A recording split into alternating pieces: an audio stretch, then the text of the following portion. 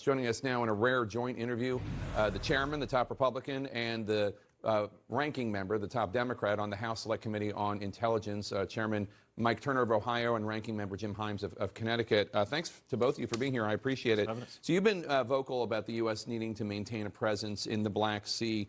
It sounds as though, from Orwin's reporting, that the U.S. has decided to back off a little. Do you agree with that decision?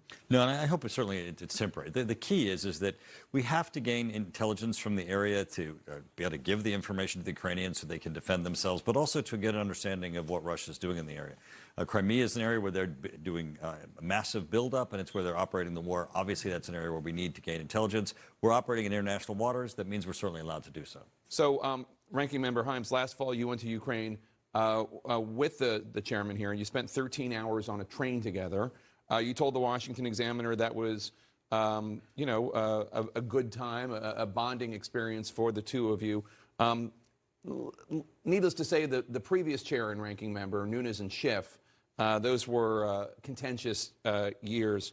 How are you able to block out the noise and do your work in a bipartisan way? How have you been able to achieve that? Sure, and it was, we're people, and so being able to spend time together and establish a personal relationship is pretty critical. 13 hours on a train. 13 hours on a train. They're either going to like each other or hate each other by the end of that. That's not the easiest train ride in the world either. So, but look, I think we both recognize that there's a lot at stake here in having a bipartisan national security focused committee. And what I mean by that is that the American public needs to see that we are open to each other's point of view and that when we disagree, we do it constructively. And the reason that's important is because whether it's the origins of the coronavirus or whether we should send more weapons to Ukraine or whether we should reauthorize surveillance technologies, they need to think of us as people who put the national security first and our partisan interests second. And the chairman, Mike, has been really dedicated to that. And, we're going to make sure that that happens because there's just too much at stake for people to think that we're acting party first. Yeah, and the Senate has been a pretty good model of that. Burr and Warner, and now Warner and Rubio. It's good to see it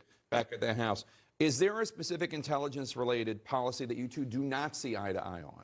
Well, I'm sure there's going to be several that we don't see eye to eye on. But like the American public, 99% of all the national security issues really are bipartisan. And the people who work on these issues, whether you're in the Office of Director of National Intelligence, whether you're working for the NSA, whether you're working for the CIA, there are Republicans and Democrats there too, and they're every day working on those issues. So we're honoring them when we work together on them. Also, we've made our commitment to that. The Speaker and Hakeem Jeffries made a commitment. They came before us and they said, look, we want this committee to work on a bipartisan basis. So it's not just us, it's the leadership of the House and all the members of the committee that have jointly made this commitment. We're going to work on a bipartisan basis. So there's a new bipartisan working group that the House Intelligence Committee announced today focused on the reauthorization of this key section of Fisa, that's the Foreign Intelligence Surveillance Act, which has been controversial in the last few years, whether it has to do with this decision to spy on Carter Page and actions by the FBI, et cetera. It allows the intelligence community to gather call and text data of foreign targets. Now, the member who's going to lead this group is Republican Congressman Darren LaHood of Illinois. He says he's been a victim of FISA's overreach, in his view, and surveillance on Americans. Does the committee have concrete evidence that FISA has been a force for good and that it should continue, even though there have obviously been mistakes and possibly abuses? Yeah, well, I mean, let me be super clear on this point. Not only should it continue, it must continue. FISA 702 collection, that's pointed at non-U.S. citizens abroad. And whether it's China or Russia or Iran or anti-terrorism, if that gets turned off, this country is a much less safe country. It is also true that there have been abuses and there has been incompetence in the use of that program, including what Mr. LaHood alleged. So our job is, and I think this is really clear, is to figure out, first of all, how we educate all the other members on what is fairly complicated legal and technical stuff, and then how we put in place the reforms to make sure that those abuses and those incompetent uses that have in fact happened over time, that we put a stop to those things. And that's a great example of where we're going to need bipartisan cooperation, because the truth is there are people on both sides of the aisle who are deeply skeptical of this program. So we've got to convince them with reforms that this program needs to be reauthorized. Yeah, and even Congressman LaHood, who says he was a victim of its abuses, he wants to continue. So former CIA analyst Patrick Eddington wrote an opinion article in The Hill arguing that Fisa should be completely scrapped. I know you disagree. I want to give you a chance to respond. He writes, those who support renewal of Section 702 claim the program is invaluable. Yet that claim has never been validated by Congress's watchdog, the Government Accountability Office. And prior government claims about the effectiveness of other must-have surveillance programs have been exposed as false. You disagree?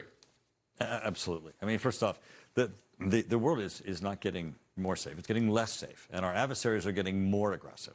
Our tools, our ability to be able to spy, to be able to gather intelligence, to be able to understand how our adversaries intend to do both our allies and ourselves harm is even more critical now than it's ever been.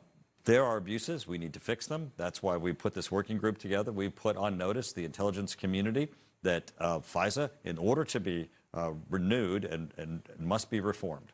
And we're going to begin working on that on a bipartisan basis. There are solutions that can protect Americans at the same time letting us target our adversaries.